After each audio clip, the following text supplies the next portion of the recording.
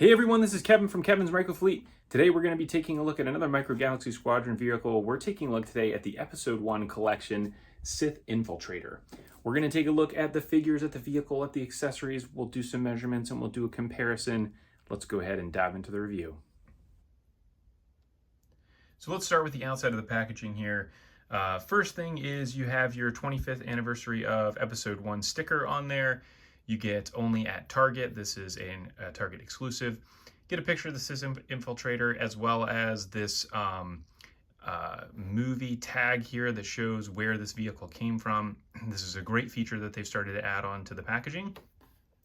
Episode 1 collection down here on the bottom. You got Sith Infiltrator number 152. And then you can obviously see you've got the two figures in there. You've got the Infiltrator, and then you've got that speeder on there. There is a picture of it flying through space. And then as we turn this around to see the back, you get a chance to see all of the different features that this does. We're going to take a look at all of that here in just a minute. And then you have this little blueprint you can cut out. Here's the side that shows that this nose attaches on there. You can see just because of the size of the vehicle, there it is actually inside of the package. You can see that it doesn't have that nose attached, which I will do here in a minute just to show how that happens. If you're looking for the UPC, here is the UPC on the bottom of the box. And let's go ahead and open this thing up. Now here is the cardboard backing that is inside of the box. This is just a scene. I believe that's going to be Tatooine. I don't think it could be anything other than Tatooine here in the background. But that's nice to be able to use as a display stand to be able to pop the Infiltrator on there. So I wanted to show this as it comes out of the blister pack just because it is so unique how they actually went through and put this thing in here.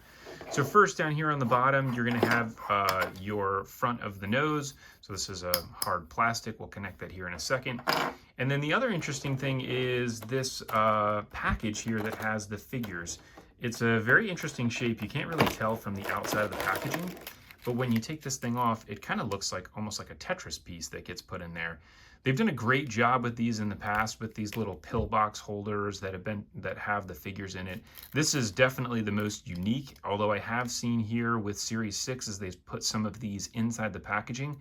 Some of them are actually taped in so that they don't move around. But there's what it looks like. You got your little figures there on the back, the blueprint. So now we'll go ahead and take this thing out of the actual blister. Let's start by looking at the accessories. So the first accessory that you get here is this speeder stand. So you can attach the speeder here on the top or on the side here to zoom that thing around. And the speeder is inside of this little blister pack. So we'll go ahead and open this thing up.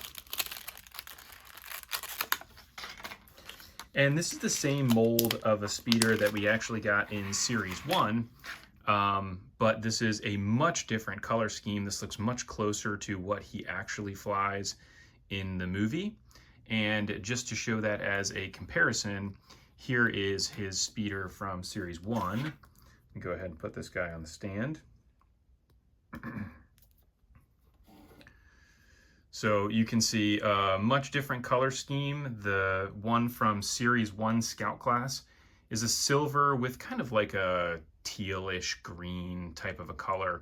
And then it still has the brown seat. I like this version here that comes with the actual Infiltrator way better. This looks way cooler, much closer to the actual vehicle that he flies. And then he's got like a little teeny engine glow there on the back, which is pretty cool. So starting with the figures too, we're going to go ahead and take a look at Qui-Gon first. So Qui-Gon looks pretty reasonable, I would say. The beard is really covering his mouth quite a bit, so you kind of just get that face paint right on the front. And I would say that looks, again, okay. Probably not the best figure that we've seen from them. And then you can see as he moves his arm, he's got his lightsaber there attached to the side, which is cool. It is great to have him come with the actual Infiltrator. One, to be able to get Qui-Gon, but then also, to recreate the battle scene that we have with them. Now let's take a look at Maul. So here he is actually with his robes on. This is a really cool touch that they did to change this figure around and actually add this robe. So this is like a soft, like plastic rubbery type of a material. And when they originally released this and I saw the pictures of it, I thought that this was actually attached to him, but it's not. So you can actually pull them all right out of that. And here he is.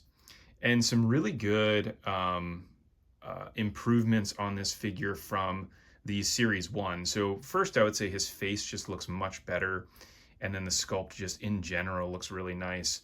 All of the different ripples in his cloak and everything. His lightsaber that's on his side looks really good. And here is the Series 1 version, just as a comparison. Looks a little bit more like Daredevil on the right side than he does look like Darth Maul.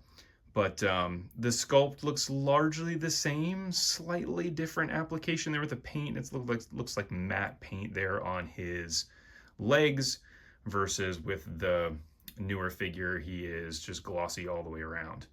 But overall, very well done. So if we look at these from a measurement perspective and we look at the figures, you'll see that Maul is, let's see if he's an inch. Yep, he's an inch tall. Then if we take a look at Qui-Gon, Qui-Gon is roughly the same size, just a smidge larger. And then here is the speeder. The speeder is about 1.25 inches. So now let's go ahead and take a look at the actual Infiltrator itself.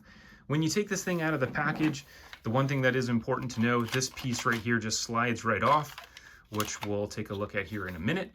And you obviously have this clip here on the front. So from the looks of this, once this thing is plugged in, it just does not come out. You can see there on the inside, you might be able to push this thing down, but this is really, really firm. And it doesn't look like this would be a scenario where you put this nose piece off and you can pull it back off without breaking something. So here we go. Let's go ahead and pop this guy on here. Make sure I'm putting it on the right way. Yep, you can only put it on one way, so you can see there the little slide, and then there is that hole there in the top.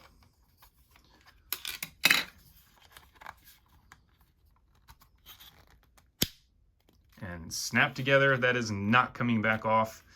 And the great thing about this is it's got a little lip there, so that way when you put this front piece on, it does clip into place. So we'll go the other way, like this. Nope, put the front on like that, and then snap it down. And there we go, now it's on. So this looks really, really nice. The one thing that's cool about this is it actually doesn't have a wash on it. So it does have a lot of paint application, and you do get a decent amount of coloring here. Between the gray and the silver, this color here, you get the red cockpit, which looks really nice. As we turn this thing around to the back, you get the engine glow on there. Some really cool details here on this door, which we'll open here in a minute to see. And then here is the underside of it as well. It is great to be able to get this vehicle in a scale that seems more appropriate. There are some other versions, which we'll take a comparison here and do that in a little bit. But it is nice to have this where the size seems reasonable based off of what the actual ship is. There are so many of these versions out there where the ship is just not quite the right size.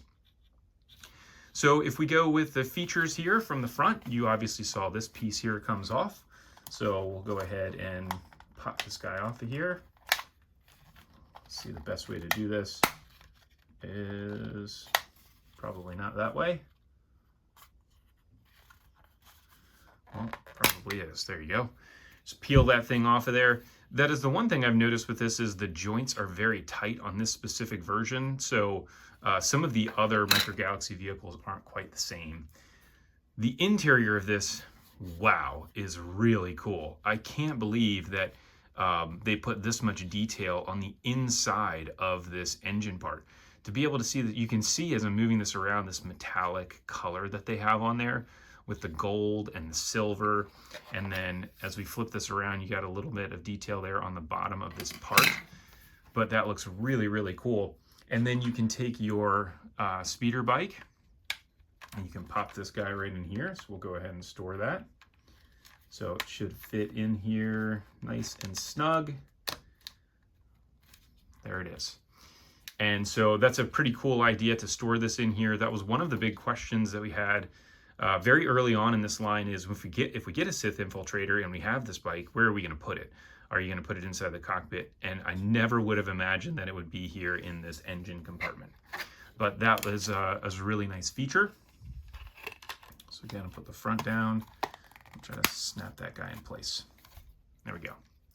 So now as we keep moving along and we get to the wings, this is the one where I would say we'll spend just a little bit of time on this. So with the wings, I had heard that the wings were very tight. And so when I opened it the first time, I was like, wow, that wasn't really that bad. And opened all of the wings and everything was good. Now, the problem is actually not opening it, it's closing them. So you can see here on the underside of the wing, there is like a little piece there that's used as, supposed to be as a friction fit. It looks like that there is almost no clearance to be able to get this thing to clip back underneath this part. So when you go to pull it down, you can see it's actually going to push down on that part. And you can see already some stress here on that plastic as I push that down. You can see that white, that is the plastic bending like it's going to break. So some people, when you're going to have described that, they're like, oh my gosh, I felt like I was going to break it. Yes, if you push down on the top like this of the wing, you will likely break the wing because you're going to have so much tension there that you'll either break this part or break this part. So I would recommend that as you go to close it, you push down as close to the joint as possible right there. And then at the same time, you'll push down this way and push back. So that will allow it to snap in.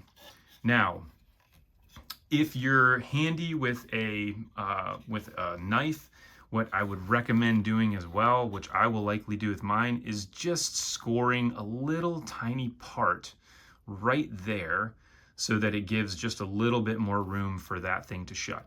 Now, one of the things I was doing, again, you can see there is that stress on the plastic there as I'm going to push this down. One thing that I did do is just kind of pop it in and out a little bit like that, just to give it a little bit more clearance. I would imagine if you do this more and more, it will loosen up. And so there you can see now it's creating a little bit more of that gap. I did look at this to see whether or not there is the ability to take this part off or be able to loosen this. It doesn't look like that's the case. Now, this is likely either glued in, you know, this whole part is glued on. It doesn't look like it's screwed in place. So that's where I would say for this vehicle, this is the only thing that I would say is just a very slight miss from Jazwares to include just a little tiny notch in there to allow that little piece to go in and out without just having to stress that plastic so much. Again, you can see, look at that. I mean, I'm pushing down really hard and then there it is, it snaps in place. So just be careful with that as you have this. You know, once you get it into a specific orientation, like I'll probably have this thing in flight mode and I'll keep it there forever. So it just looks too cool to have it shut down like this. But anyways, those are your wings and how they work. Both wings operate the same way. As we keep moving around, you then have your cockpit. So the cockpit will pull up right here just above the engine, and then you get the interior. So they did a really, really great job. I can't believe all of the detail that's on the inside of the cockpit here. That looks really sweet. And then you obviously have your driver's seat, and then you have a bunch of seats here for passengers, which is kind of odd. I felt like Maul was a solitary type of a guy, but you have the ability to put a few more figures in here. So for whatever reason, if you wanted to do that, you certainly could. That's a cool little feature that is not necessary, but is definitely appreciated.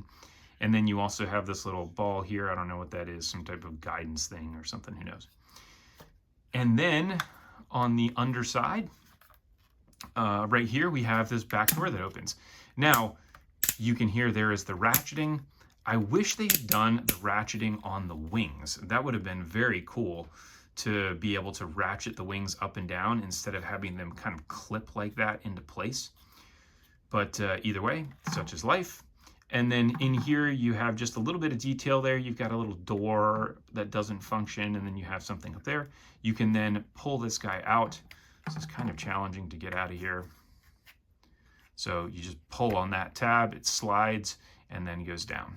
So now when we have this thing in its flight position, or sorry, if you have this in its landed position, let me put these wings back down.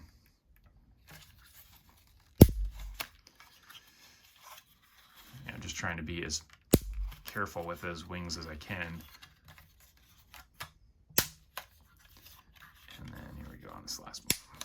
There we go. That one's a little bit more loose. So now we can put the landing gear down, which is the last feature to this. So the landing gear is great. I do really appreciate this. The Action Fleet version, which we'll look at here in a minute. Look at the details underneath there. That is so cool, even on the inside of that. But that is the one thing I really don't like about the Action Fleet version is how they did the landing gear. So now you can have this thing landed and the ramp down like that, which looks really, really nice. Now, this vehicle is a pretty good size, like I was saying earlier. So let's do some measurements of this. If we're looking at it front to back, it is 10 inches from the very tip of the nose all the way to the back of this fin here. From side to side, it is about, I'd call that 6.5 inches. And then from a height perspective, it's 3 inches tall. The wings, if we pop the wings out really quick, just to give a feel for the height of the wings, because that is just the height of the actual vehicle itself when you have it like that. It's about 3 3/4 inches, almost 4 inches. So that is your Sith Infiltrator. Let's go ahead and actually, before we get too far, let's go ahead and do some comparisons. So first, here is the Infiltrator relative to some of the other versions of this that we get. So this is the Action Fleet version, and you'll see here it does have these wings that open up and they go down like that.